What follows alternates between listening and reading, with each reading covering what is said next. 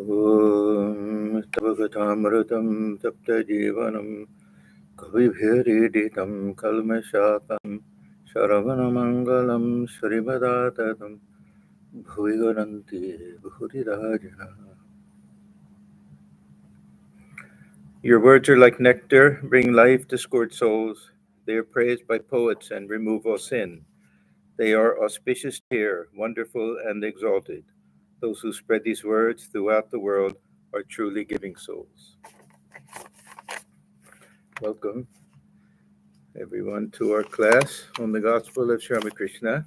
We're starting a new chapter. This is chapter 28 at the Star Theater, part 1. We're on page 532, and the date is Friday, September 19th, 1884. The Star Theater, of course, was made famous by all of the plays that were written by Girish Ghosh, and he also acted in many of them also. It was Mahalaya, a sacred day of the Hindus and the day of the new moon. This is the period before the worship of Divine Mother, Mother Durga. At 2 o'clock in the afternoon, Sri Ramakrishna was sitting in his room with Mahendra Mukherjee, Priya Mukherjee, M. Baburam, Harish, Kishori, and Latu. Some were sitting on the floor, some were standing, and others moving about.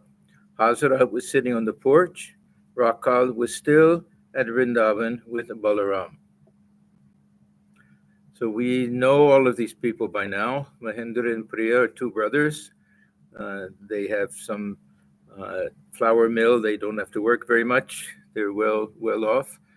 Sri Ramakrishna is very fond of them. They come to see him, but they're not really inner circle devotees to the extent that, of course, some of the others are. Babu Ram will be our Swami Premananda. Kishori is M's brother, younger brother, and then Latu, Raja Swami Adbhutananda. This has been a theme with Rakhal at Vrindavan. Balaram Bose had their family had places both in Puri and in Vrindavan, so places to stay there. And Rakhal had a great desire to go there, and Sri Ramakrishna was very nervous the whole time he was there.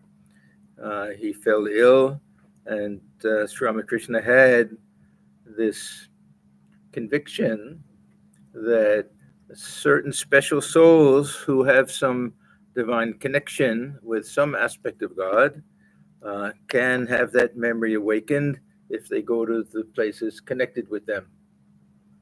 So he associated Rakhal, of course, with Sri Krishna in Vrindavan, and had some predictions both with Rakhal and with Narendra, that when they know where they've come from, what place they belong to, somehow, that they may not be able to remain in the body. And even with himself, he had some feeling that it might be dangerous for him to go to Gaya because of his father's division there, that Vishnu would be born to his son, or Puri. Puri probably because of the connection with the Chaitanya Deva, and he identified with him so much also. Master to the devotees. I was at Captain's house in Calcutta. This captain, he comes up many times in the gospel, that he had some very high position in the Nepali government, and was very orthodox. Vishwanath Upadhyay, I think was his name. And he also, whenever he came to Calcutta, he would try to see Sri Ramakrishna, invite him to his house. He had tremendous regard for him. So I was at Captain's house in Calcutta. It was very late when I returned. What a sweet nature Captain has. What devotion. He performs the arati before the image. First, he waves a lamp with 3 lights, then a lamp with 1 light, and last of all, he waves a burning camphor. When performing the worship, he does not speak. Once, he motioned to me to take my seat. During the worship, his eyes become swollen from spiritual emotion. They look as if they'd been stung by wasps. He cannot sing, but he chants hymns beautifully. In his mother's presence, he sits on a lower level. She sits on a high stool. His father was a halvidar in the English army. He would hold a gun with one hand and with the other worship Shiva. His servant made a clay image of Shiva for him. He wouldn't even touch water before performing the worship. He earned 6,000 rupees a year. 6,000 rupees a year. What is that? 500 a month. Good money. Yeah. At that time, good money. Yeah. Today is nothing. Captain sends his mother to Benares now and then. 12 or 13 servants attend her there. It is very expensive. Captain knows the Vedanta, the Gita, and the Bhagavata by heart.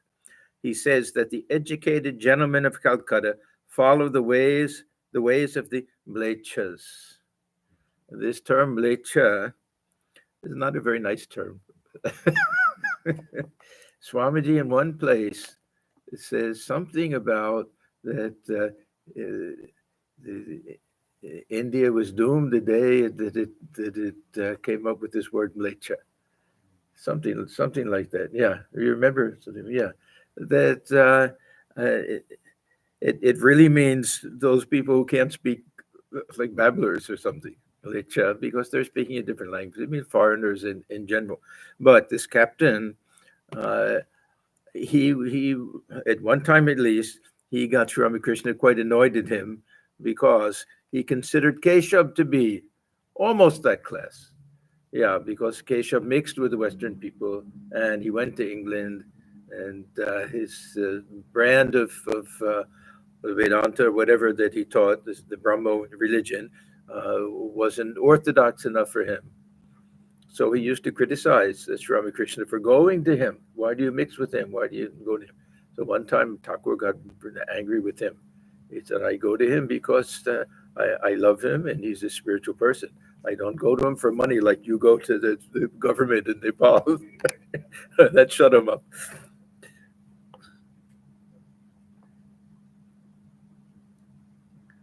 But Thakur loved him anyhow. He didn't mind too much. In his earlier days, he practiced Hatha Yoga. That is why he strokes my head gently when I am in samadhi.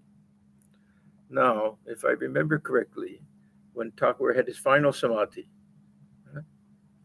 that no one knew exactly if Thakur was just in a very, very deep state of samadhi with all the signs of death, or whether the prana had actually left, whether he'd really given up the body at that point. And so somehow they called for him, and he rubbed the ghee on his back, and I guess rubbing it down to try to bring Kundalini back down again. But later they discovered that he really, this time, Thakur had passed away. Dr. Sharkar came, and medically they determined that. So the others also, direct disciples, they respected his knowledge of these things and called him for that especially.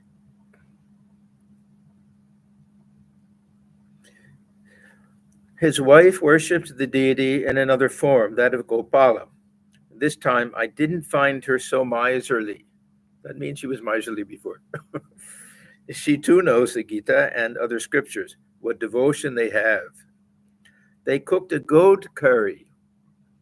Now, this will sound odd to many people, associate very orthodox Hinduism with vegetarianism. But it is not true in all parts of India. He would have been, I don't think he was a native of Nepal, but somewhere from North India. I don't know exactly. Was he actually native of Nepal? Yeah. Oh, okay. So there, I don't think they practice much vegetarianism. And Bengal also. He was definitely a Brahmin. Yeah. So taking goat was okay. Beef and pork, of course, forbidden. Absolutely. Chicken probably also forbidden. But somehow goat and fish would be okay. Oh, I saw the strangest thing. the other day. I was looking through recipes, and I saw upama recipe with ground beef or ground pork. I couldn't believe it. Yeah, from India. Yeah, I couldn't believe it. Yeah, a ground beef also. Yeah, it was kind of shocking to me. Because you can Google these recipes and get good recipes. Yeah, yeah. No. Yeah, how can we call it? Yeah, but the same, and everything. Yeah. So they cooked a goat curry, especially at the time of Durga Puja, or offering the Mother Kali and everything. And yeah, in Nepal, they definitely would have done this offering, this balidan. Yeah, yeah, they definitely would have done that. Uh, and worship of Kali, I think, was quite common in Nepal. The Shiva also, that Pashupati Ghat is one of the main temples there.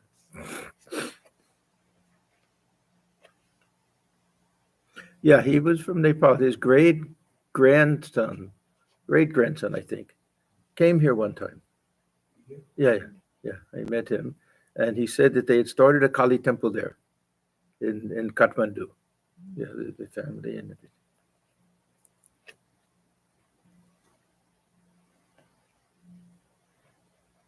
I also met I think, great grandchild of Rani Rashmani one time in Charuko. Every once in a while, people will show up with some. Nowadays, everybody's related to somebody, one of our sadhus or something. It's very common. So they cooked a goat curry. Captain said they could eat it for 15 days, but she said, no, no, only 7 days. But I like the taste of it. Yeah. See, Sri Ramakrishna went through all different stages in his life, where there were times when he of goat, fish, and all of that. There were times when he couldn't bear to even watch the slaughter of a goat, as balidan, and he used to say, just to show respect to the mother, offered to mother, that he would touch a little of it and touch it to his head. So he went through different phases with different things. Oh, even I read that. I was surprised. So I mean, Akhandananda, he was orthodox and Brahmin and vegetarian from his very childhood, but at the end he took fish. Yeah, that because the Swami Brahmananda, he took it mostly for health reasons. The doctors told him he needed protein. It was after this Sargachi period when he didn't take rice even for months. He said, if these poor children don't have any rice, how can I take rice? So his stomach got a little messed up because of that. So Swami Brahmananda wanted him to come to Bellarmut. He said, where will I be able to get my fish there? So they said they stopped on the way and they bought some and they went there. I always thought he was vegetarian throughout his life, but when he was a boy, definitely. So back to the food. They serve a very small quantity of each dish, but nowadays they give me good portions since I eat more than they do. Yeah, Thakur had a good appetite. Yeah. There was one period of his life where all he thought about was food. Yeah. A funny little period. He said I would wake up in the morning and I would talk to the ladies of the house, so probably Kumar Pakor, ask them what would they cook today, and you do this and that, and add this spice to this and this to that. Then he said, "What's happening to me?" All I'm thinking about is food. These were all part of this play with him. He had no attachment to these things. So, but nowadays they give me good portions since I eat more than they do. After the meal, either Captain or his wife fans me. I don't think it mentions it here. Does it mention here? One time he went into samadhi when he was in the bathroom, the retreat, and he said, "Orthodox people as they were, they came and they took me out and cleaned me and everything." Yeah, they are very pious souls and show great respect to holy men. The people of Upper India are greatly devoted to sadhus. The sons and nephews of the Jung Bahadur of Nepal once visited the temple garden. Before me, they showed great respect and humility. These will be very high position people. Once a young girl of Nepal came to see me with Captain. She was a great devotee and unmarried. She knew the whole of the Gita Govinda by heart. The Gita Govinda is one of the very famous Sanskrit poems. Yeah. Uh, Many people are very beautiful. Dwarika Babu. Dwarika Babu was one of the sons of Mathur Babu. We know about Trailokya, not in the, he was one of the other sons. Dwarika Babu was profoundly moved and wiped the tears from his eyes with his handkerchief. She was asked why she was not married. She said, I am the handmaid of God. Whom else shall I serve? Her people respect her as a goddess, as the scriptures enjoin. To Mahendra Mukherjee and the others, I shall feel very happy to know that you are being benefited by your visits here. To M, why do people come here? I don't know much of reading and writing. Now, was Sri Ramakrishna not aware that he was directly giving the highest type of spirituality? Yes, on one level. But his mind worked on different levels and he had different moods. So at other times he would think and ask, he asked this question many times. He asked M many times. Are people gaining something? Why do they come here and everything? Partly it was to judge them also, but also this he would get into that mood of a child, of a boy who was questioning things and everything.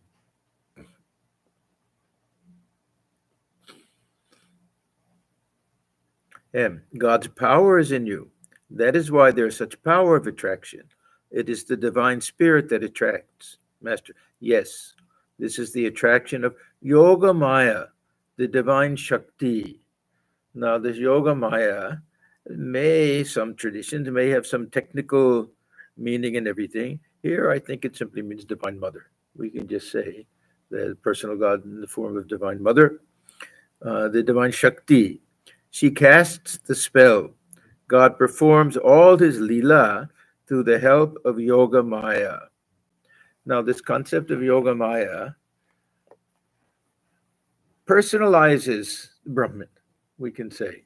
We can have this infinite absolute Brahman together with a type of Shakti that's still not the personal God. We can have kind of a version of Vedanta that will keep this idea of the impersonal absolute, which also has a power to project and manifest the world and enter into it. This is kind of the Upanishadic view. But for Sri Ramakrishna, this when you add Shakti to Brahman, we get what we would call personal God. Yeah, and we have three terms or three concepts that are often used to kind of designate these different levels of divinity. This Brahman, Paramatman, and Bhagavan. So the Brahman, Paramatman, Jivatma, all of these are very Vedantic Upanishadic terms. But Bhagavan, this is something that comes through the devotional scriptures. The Gita, of course, and the Puranas and everything. This really personalized view. This goes beyond what we'll find in the Upanishads in general. I mean, there are hints of it, of course. Swamiji used to say that all these later developments in Vedanta find their seed form in the Upanishads. But for Sri Ramakrishna, this idea of Brahman without Yoga Maya is just something that doesn't make any sense. For him, it's like try to imagine fire that has no heat to it. That they have to go together. We can't have one without the other. He was so convinced, it was such a strong conviction in his mind that Nirguna Brahman is just one side of it, Saguna Brahman, the other side, there's one reality, not two separate things. And this Nirguna Brahman was simply that either aspect of Brahman or this status of Brahman when there's no creation. When there's a creation, Brahman still remains unchanged and unaffected, but that power is there. I often give this example of Maya being like a prison. If we say that Brahman is simply pure light, indivisible, no color or anything. Then how do we explain that when it goes through this prison of Maya, it becomes all the colors of the universe? Yeah, and that same sun provides not only light but warmth and light and life. That can be the light of the sun converted into nutrition for plants and everything. All of these things form this combination of this Nirguna Brahman and Yoga Maya. So this, but it has a little bit of this idea that we're deceived through this Yoga Maya also, that it also gives a little veil over us. This is why we don't see ourselves in our true nature. We identify with external things, a little bit of that Maya idea. So God performs all this lila with the help of Yoga Maya. The lila is also a type of play, something that looks very real, but from the point of view of God, that it's just like a play. The love of the gopis was like the attachment of a woman to her paramour. They were intoxicated with ecstatic love for God. A woman cherishing illicit love is not very keen about her own husband. If she is told that her husband has come, she will say, "What if he has? There's food in the kitchen. He can help himself." But if she is told of the arrival of a stranger, jovial, handsome, and witty, she will run to see him and peep at him from behind a screen. Yeah, this is also an interesting theory. This Madhur Bhava is considered in two different levels. One, the love that the chaste wife has for her husband. This is lower. The wife that she has for her boyfriend, that she sneaks out with the night, is higher. This is Padakiya and Swakiya.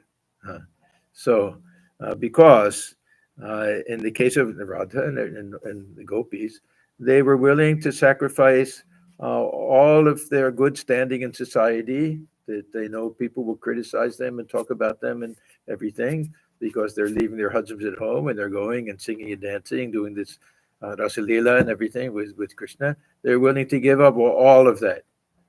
Their love is so intense. So that it's considered higher that way. Yes, Ramakrishna gives the example that live in the world like a woman who's always thinking about her lover, that she's doing all of her work and everything, but the whole time she's, when can I sneak out and see him again? This type of idea. Not to be taken literally. He's not in favor of the people being unfaithful, but just the love of God is so deep that one doesn't care about social conventions. Is the idea.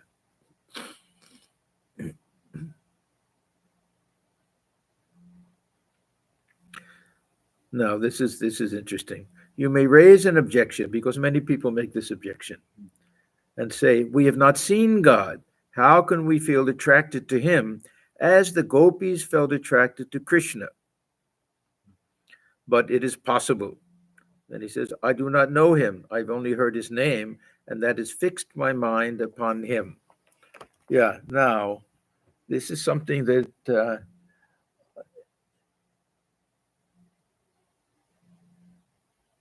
requires a little bit of deep thinking, because when we think about the love we have of our human relations, how well do we know them? How well do we know? We say that, oh, yes, well, I see them. Okay, so, okay, I'm seeing somebody here. I see Thakur's picture. How much of a difference? Number one. Number two, that I'm hearing their words. I'm reading his words. How much of a difference is that? And when we really try to analyze that this person that I know so well is a projection of my mind. And very often we'll find that we thought we knew this person, and it turns out that we didn't know him at all. This happens so often with, unfortunately, divorces, with marriage that go bad. That you'll hear one say, I thought I knew you. You're a completely different person than I thought. Now, did that person really change? Maybe not. It was still either the husband or the wife was imagining that person to be the way they wanted them to be, and they acted like that. Of course, there's some truth to it. But It's not so different from if we read about Ramakrishna and Holy Mother. We have their pictures, so many pictures of Holy Mother, especially. We have their recorded conversations, and we know all the things that they did. Not so different. We really can feel, and we meditate on them day and night. We really can feel that they're alive, and that we can have feel that real love for them that may be stronger than the love we feel for other people. Other people we may know, yeah, deep down they're a little selfish, and if anything comes, they'll give me up. Yeah. So it's definitely possible. And this thing of the name, this also uh, makes a huge difference when we know the name of someone. Yeah, I have a couple of examples for this also. That if we imagine an arranged marriage, huh? And the boy and the girl, in old traditional days, that they come from different villages, and the girl is thinking, okay, they've arranged a marriage for me with this boy. I don't know anything about him. And then little by little, they say that, yeah, he's this tall, he looks like this, he's a nice, good, kind person and everything. And she says, what is his name? And she hears his name. As soon as she hears the name, some connection comes, some attraction comes for that. And uh, this allows that feeling of love to grow, the name itself. The example that I like best is from uh, there's a Broadway show, West Side Story. They made a remake of the movie very recently. It was a very old movie, where anybody know this? The West Side Story. Marlon Brando, right? No, no, no, no. This was based on the uh, uh, Pygmalion, the novel Pygmalion by Bernard Shaw. Yeah, yeah. That there are two rival gangs in New York City, west side of New York City. One is the Puerto Ricans, and the other is recent European immigrant families and everything. So they're the rival gangs and everything. But somehow this one Tony, he belongs to the European group, and he sees the Puerto Rican girl on the other side, and immediately something clicks. They kind of fall in love, but he doesn't know who she is, and he wants to find out her name. So he hears that he's told that her name is Maria. Yeah. Now, Maria, there's a little bit of uh, religious intonation to all of this, the name of Mother Mary. But anyhow, uh, so there's a beautiful song where he just keeps saying, repeating Maria, Maria, that the most beautiful sound I've ever heard. A very beautiful song. Uh, say it, say it loud, and there's music playing. Say it soft, and it's almost like praying. Maria, Maria, I'll never stop saying Maria. Almost like receiving the mantra, repeating the name over and over and over again, day and night, and his tremendous love for him. He hardly knows her. He's only seen her. They haven't even spoken to each other. So it's possible, partly through the name and partly through the love within our hearts and everything. So, yeah, but people always ask that. This is why this idea of worshiping God is an avatar with a full-blown personality and living and walking on earth and everything, makes it easier to form that relationship. Certainly easier than with any type of formless absolute. Uh, of course, other people will say we have our concept of Divine Mother or Shiva and everything. That's also the same type of thing. Yeah, that we let the mind dwell on all the, especially with Krishna, the Vaishnava tradition. Day and night, these Vaishnavas are thinking about all the little games and tricks and things that baby Gopala did and everything. And when will they feed him? When will they bathe him? All of this. So love forms, real love. We can say it's in their heads, but my point is with everybody, it's in our heads, even people we know, to a large extent. I mean, not that there's not real love there also, but so this is nice. I'll read this little section again. You may raise an objection and say, we have not seen God. How can we feel attracted to him as the gopis felt attracted to Krishna. But it is possible. I do not know him, I've only heard his name, and that has fixed my mind upon him. This is why the name is considered so important in all the devotional traditions of all religions. All religions. Yeah, the name of God is such a powerful thing. Yeah, and the repetition of the name of God, how it awakens something in the heart. A devotee. Sir, what is the significance of Sri Krishna's stealing the gopis' clothes? Master.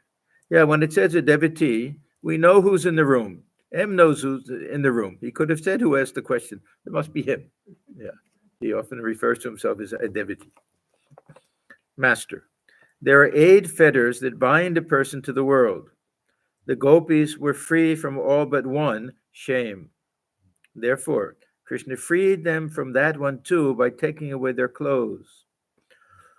On attaining God, one gets rid of all fetters. See, Sri Ramakrishna, half the time he didn't know his clothes are on or off. But he had no body consciousness. It didn't, it didn't mean anything to him. On attaining God, one gets rid of all fetters. To Mahendra Mukherjee and the others, by no means all people feel attracted to God. Now, Sri Ramakrishna, he, on the one hand, he sees the same divinity dwelling within everyone, same Rama in every man, same Sita in every woman. On the other hand, he sees a tremendous gradation between people as jivas. That distinction between the self within and the self in combination with the mind and the senses and all of our samskaras, that's where the distinctions come. And we're all born with certain strong tendencies and strong personality traits, some stronger than others, of course. And some of these make it very easy for us to take to spiritual life, and some are obstacles that we have to overcome. And for some, this lifetime will not really be very propitious for them to try to lead a spiritual life. We don't like to say, no, this is, you have to wait for the next life, that everybody has hope, and that we don't know what good samskaras are hidden. But for Sri Ramakrishna, he talked about some that are just bound souls, and it'll be very difficult for them in this lifetime. Of course, there's grace that we don't know how some people have a tremendous change. We can say, look at Girish Ghosh, typical example of a bound soul, only caring for sense pleasure and everything, but how he got transformed. So it's hard for us to judge. So by no means all people feel attracted to God. There are special souls who feel so. To love God, one must be born with good tendencies. Otherwise, why should you alone of all the people of Bagh Bazaar come here? So he's talking about all of those in the room. You can't expect anything good in a dunghill. The touch of the Malaya breeze turns all trees into sandalwood, no doubt, but there are a few exceptions. The banyan, the cotton tree, and the ashwatha, for example. Yeah, this is a I don't know, folk belief or something, that this breeze that comes, Malaya breeze, will actually transform the trees into the sandal trees. So what Sri Ramakrishna is saying is that we have to be receptive. That is, God's grace is always available, but unless we can receive it, it won't have any effect on us.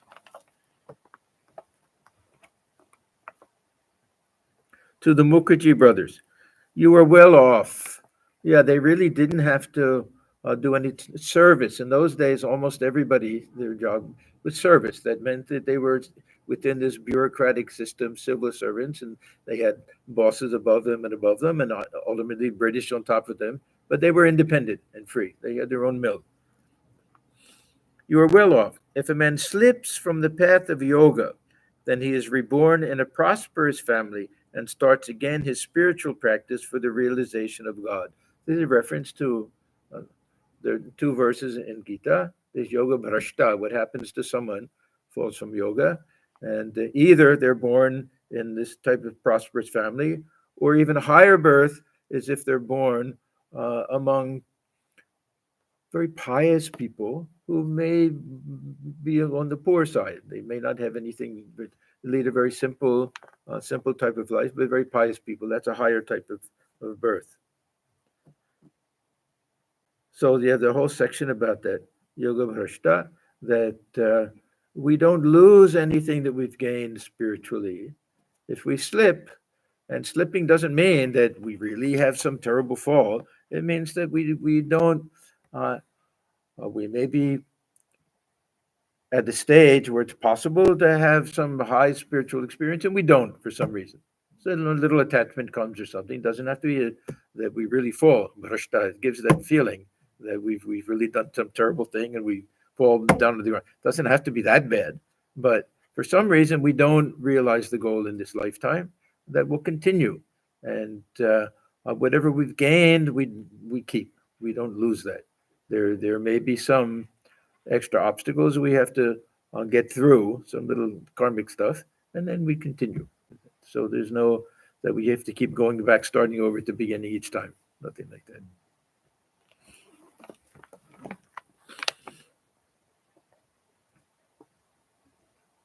Mahendra, why does one slip from the path of yoga? The path of yoga, this simply means spiritual life. Yeah. Yoga prashta. Master, while thinking of God, an aspirant may feel a craving for material enjoyment. It is this craving that makes him slip from the path. In his next life, he will be born with the spiritual tendencies that he failed to translate into action in his present life. So this is a very positive type of thing.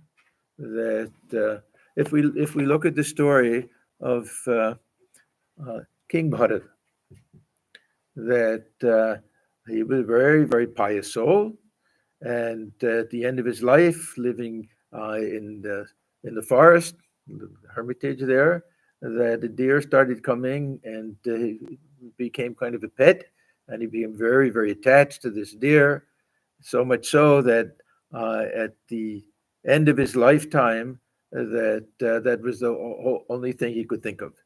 Yeah, so he had to be reborn as a deer.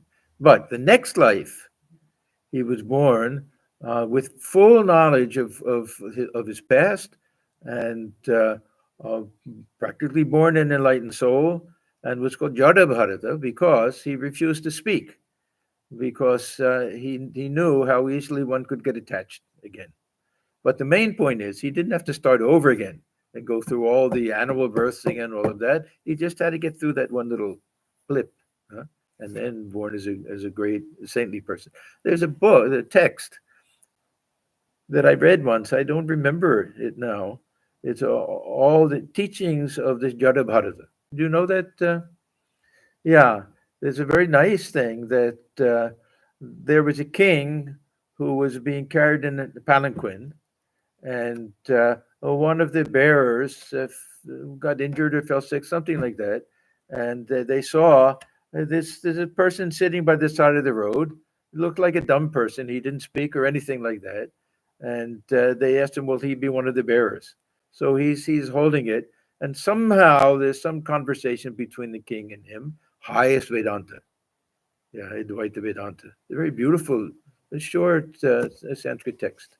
Yeah. I don't know. Huh? It may be from Bhagavata, probably from Bhagavata. They took that section, just like Avadhuta Gita, that they'll take a section from it, and it'll be published as a whole separate little thing. Yeah, from Bhagavata. Yeah, that makes sense.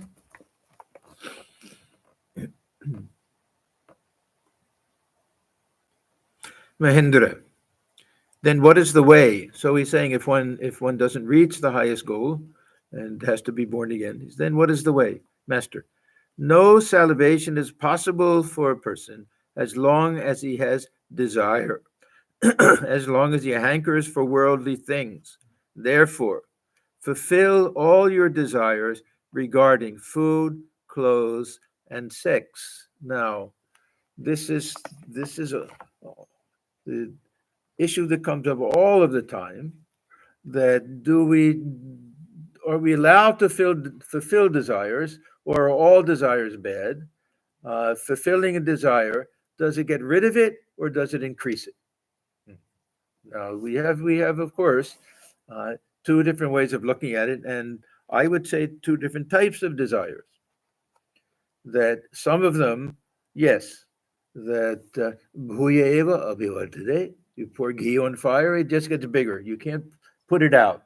You need water to put out a fire. If you pour oil on it or ghee on it, you're just going to increase it. So this is that one idea that one can never get rid of kama, of desires, through the fulfillment of desires. This probably is mostly with lust, or else with other types of desires. And it depends on the individual. If one has an addiction to drink or drugs, they're not going to get rid of it by continuing to do it. Now, of course, there's the other theory that, yeah, you have a child who always asking for ice cream. They love ice cream. You say, okay, you eat it until you're sick. Yeah. And then they do it and they say, I'll never have it again. Yeah. This is another. So we have to know what things will get us in more trouble. And so Sri Ramakrishna is very much in favor of this idea that there are certain desires that are relatively harmless desires that have to be fulfilled. This is that bhoganta. I mention this all the time. I think it's a very important idea that if we don't do it, the mind will hanker after these things. And they may be very simple things, and we do it once and it's finished. We don't have to worry about it again. So uh, this is what he's saying uh, regarding food. So Sri Ramakrishna did this. He'll talk about that. He has a desire to taste different sweets and things. Yes, curiosity type of desire. Clothes. He wanted to put on some fancy shawl, things like that. Sex, of course, he didn't do, but uh, he would say, and it says it right here. He says, "What do you say about the last one, legitimate or illegitimate?" Amin Mahendra laugh. But he says that even with Rakhal, he had some little desire for some physical pleasure. He'd send him back to his wife for that. Well, how it's possible for his spiritual son, we don't know. But Sri Ramakrishna knew these things. I don't know how. Anyhow, it is not good to cherish desires and hankerings. So either we banish them from our minds if we can, good. But that also, if we that also can increase desire. If it's always something there that we feel that we missed out on it. There's one reason why Swamiji used to say that the renunciation of a beggar is no renunciation. Let the poor people, let they experience a little bit of even luxury, he says, is okay. And then if they can give that up, then that's real renunciation. Yeah. So all different classes of desires and things. So those who have nothing, then better let them get rid of it. That experience a little bit of something and see through it. That it's not so wonderful. This is the whole point of the Garhastya stage of life. Artha kama, the two things that are the aims of life during that period, to have a little wealth and have a little enjoyment in life, and then see, is this what it's supposed to be? Is it such a wonderful thing? Fulfill those desires and then get rid of them. So Sri Ramakrishna was in favor of that. He, of course, for the future monastics, it was different. Rakhal was the exception here, but for in general, that it was different. And Sri Ramakrishna knew that I don't know why and how that Rakhal may have had this little desire, but after that, 100% full monastic life, even with the wife and a son. Yeah.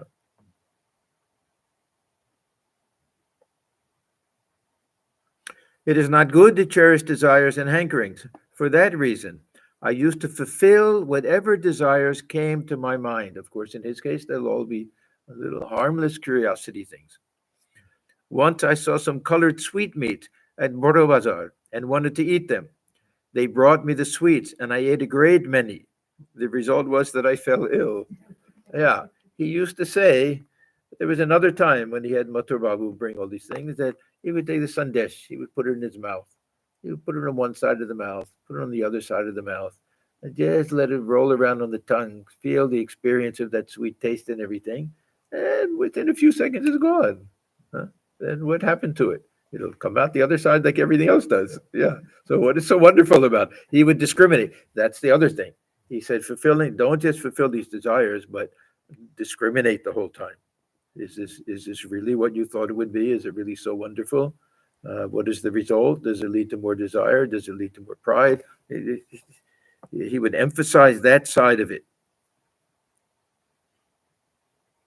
In my boyhood days, while bathing in the Ganges, I saw a boy with a gold ornament around his waist. During my state of divine intoxication, I felt a desire to have a similar ornament myself. I was given one, but I couldn't keep it on very long. When I put it on, I felt within my body the painful uprush of a current of air. It was because I had touched gold to my skin. Now, this was something very peculiar to Sri Ramakrishna. At different stages of his life, he couldn't touch certain things. At one point, it was gold. At another point, it was anything metal. Then most of his life, it was any money, coins or anything like that. That he couldn't do it. His hands would curl up. He would feel sting in his body. All sorts of things. I wore the ornament a few moments and then had to put it aside. Otherwise, I should have had to tear it off. Oh, here it is.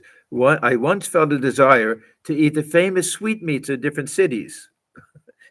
All I had a desire to hear Shambhu's musical recital of the Chandi. After fulfilling that desire, I wanted to hear the same thing by Raj Narayan. That desire also was satisfied. So satisfied means finished. Yeah. So, yeah, this idea of coming to the end of desire, it can't mean that we fulfill all desires because they're endless. We fulfill some of them and they disappear that way. Others, we feel some deeper contentment and they disappear.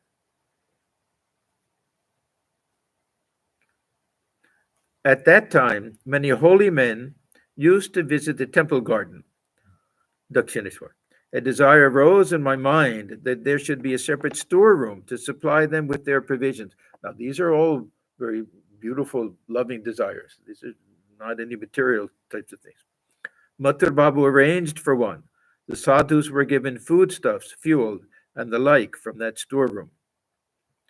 Once the idea came to me to put on a very expensive robe embroidered with gold and to make a silver hubble bubble, to smoke a silver hubble bubble. Mathur Babu sent me the new robe and the hubble bubble. I put on the robe. I also smoked the hubble bubble in various fashions. We can try to imagine him putting on this fancy robe and I'm sure with gold embroidered things and everything. Sometimes I smoked it reclining this way and sometimes that way, sometimes with head up and sometimes with head down. Then I said to myself, oh mind, this is what they call smoking a silver hubble bubble. I immediately renounced it. I kept the robe on my body a few minutes longer and then took it off. I began to trample it underfoot and spit on it, saying, so this is an expensive robe, but it only increases man's rajas.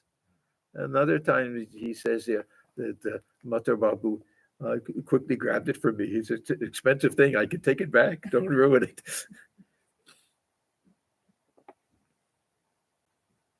Now we'll get back to Rakhal. Rakhal had been staying at Vrindavan with Balaram. At first, he had written excited letters praising the holy place. He had written to M. It is the best of all places. Please come here. The peacocks dance around, and one always hears and sees religious music and dancing. There is an unending flow of divine bliss. But then Rakhal had been laid up with an attack of fever. Sri Ramakrishna was very much worried about it. Yeah, in those days, people came down with fever, they could die easily. It wasn't, yeah, these were very serious things. Yeah. Even in Swamiji's case, there were several times during his wandering days when he would come down with fever or something like this, and they really feared that he would die. Yeah.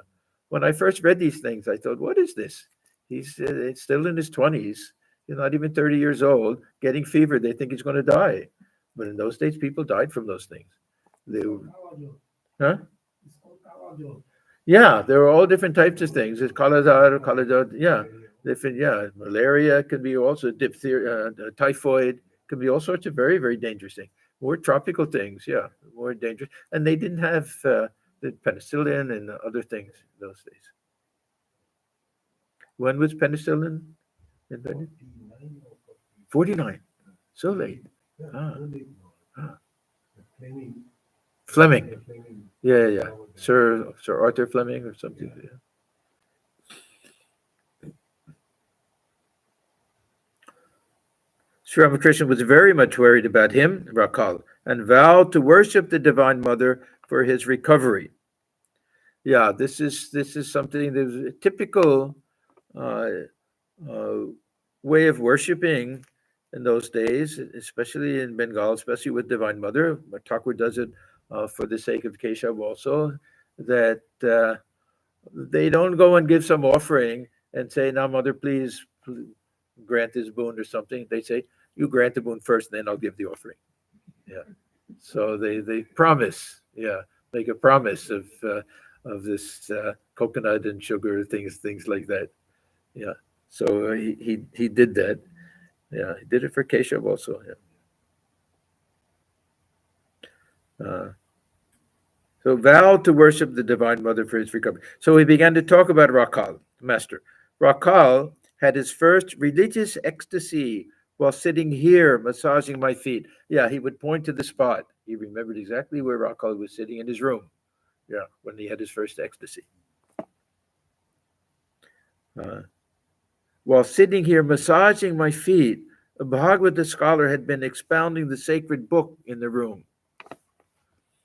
As Rakhal listened to his words, he shuddered every now and then. Then he became altogether still. His second ecstasy was at Balaram Bosa's house. In that state, he could not keep himself sitting upright. He lay flat on the floor. Rakhal belongs to the realm of the personal God. He leaves the place if one talks about the impersonal. Now, remember, he was a member of the Brahmo Samaj. Now, the Brahmo Samaj, they were curious because, on the one hand, they didn't like all of this highly devotional stuff, especially this Radha Krishna stuff, this Puranic things, and no worship of image or anything like that, that they worshiped this formless Brahman, but in a kind of a devotional way, that where one would pray as one prays to the Father, was like a father in God, like that, pray to the Father. So Sri Ramakrishna, he used to look upon the Brahmos as devotees. He said, you're devotees, you're not jnanis. I think they looked upon themselves as jnanis a little bit. It was a funny mixture, and there's a big blend there. But Rakhal, he was full on devotion, so that when he came to Sri Ramakrishna and saw Sri Ramakrishna go into the temples and everything, that tendency was there for him. And Narendra was the opposite. I won't say opposite because he also had a very highly devotional nature, but he was very strict. Look, we signed this pledge that we're not supposed to do this type of worship, go to the temple. And Sri Ramakrishna said, don't say anything to Rakhal. He's a little sensitive, and what the things that you say to him will sting him a little bit. This is his nature. It'll do that. And then Swamiji, of course, ultimately he also changed, that he would go to the temple and bow down and everything. But so this Rakhal, it was a bad fit for him, a little more so than it was for Narendra. And it was the same thing with Vijay Krishna Goswami, that once he was free from the restrictions of the Brahmo Samaj, he became full on Vaishnava, we can say saintly figure within the Vaishnava tradition.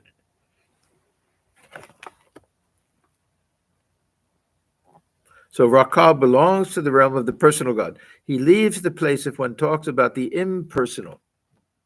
Yeah, so the Brahmos, it was really God without form, but some type of personal relationship with God. I've taken a vow to worship the Divine Mother when he recovers.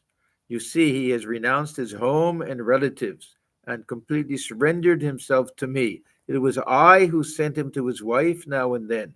He still had a little desire for enjoyment. Now, how to explain this? Yeah, for the Ishvara Koti, for the spiritual son of Sri Ramakrishna. Yeah, it means that they all were born into this world with some type of Maya. Otherwise, they won't be able to live in this world. Something has to pull them down, hold them down. Pointing to M. Rakhal has written him from Vrindavan that it is a grand place. The peacocks dance around. Now let the peacocks take care of him. He has really put me in a fix. Rakhal has been staying with Balaram at Vrindavan. Ah, what a nice nature Balaram has. It is only for my sake that he doesn't go to Orissa, where his family owns an estate. His brother stopped his monthly allowance and wrote to him, "Come and stay with us here. Why should you waste so much money in Calcutta?" Yeah, this is another theme that runs through the gospel. We have several themes. Yeah, one is Adhar, trying to get his job. One is M, trying to leave the father's home. All different things. This is another one of them. That they were very highly orthodox Vaishnavas of the Gaudiya Vaishnava tradition. That means followers of Chaitanya Deva, who didn't like to mix too much with others, especially those worshippers of Divine Mother, and they would have been strict vegetarians. This brand of the Vaishnava, and they weren't happy with the Balaram. It wasn't simply he was wasting money in Calcutta, but wasting on Sri Ramakrishna. Yeah. So both the brother and the father come. I think we've seen it already, but any other different times. And Sri Ramakrishna is very nice to them, and they seem to be happy meeting him and everything, but still, they had their own kind of narrowness. Very pious people, but a little narrow, that's all.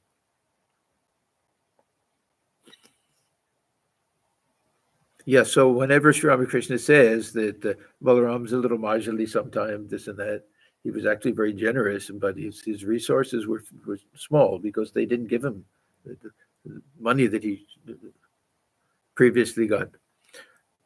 So his brother stopped his monthly allowance and wrote to him, "Come and stay with us here. Why should you waste so much money in Calcutta?"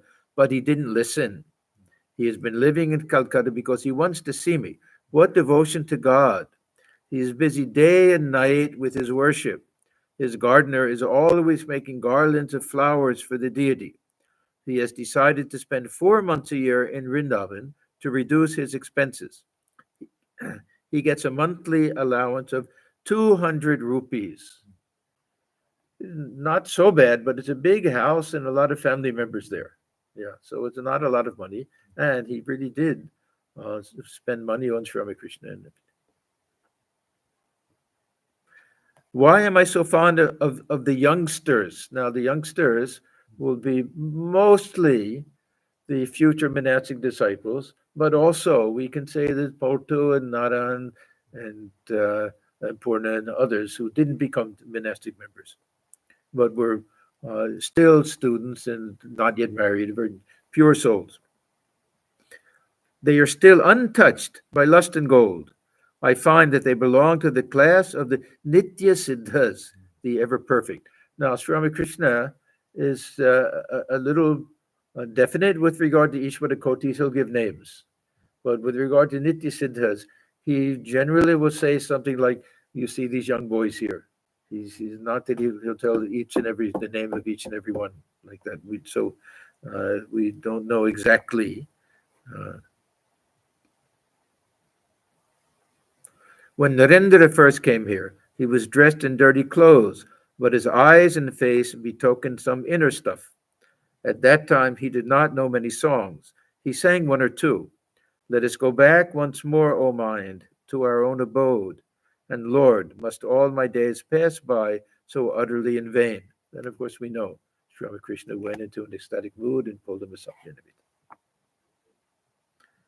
Whenever he came here, I would talk only with him, though the room was filled with people. Yeah, and he would get very embarrassed. He would say to me, please talk to them. And then I would talk with the others. I became mad for the sight of him and wept for him in Jadu Malik's garden house. He wept many times. I wept here too, holding Bholanath's hand. Bholanath was one of the other temple workers. Bholanath said, Sir, you shouldn't behave that way for a mere Kayastha boy. Thakur is a Brahmin and he's this type of considered a very respectable caste, but not Brahmin. One day, the fat Brahmin, this Mota Bhavan, this is Pran Krishna, said to me about Narendra with folded hand, Sir, he has very little education. Of course, he was brilliant, but he had not yet completed his law studies and things. Why should you be so restless for him? Bhavanath and Narendra are a pair. They are like man and woman. So I asked Bhavanath to rent a house near Narendra's. Both of them belong to the realm of the formless reality. Let me just see. Good place to stop. Okay, we can stop here. So we're stopping at the bottom of page 535 with Narendra and Bhavanath.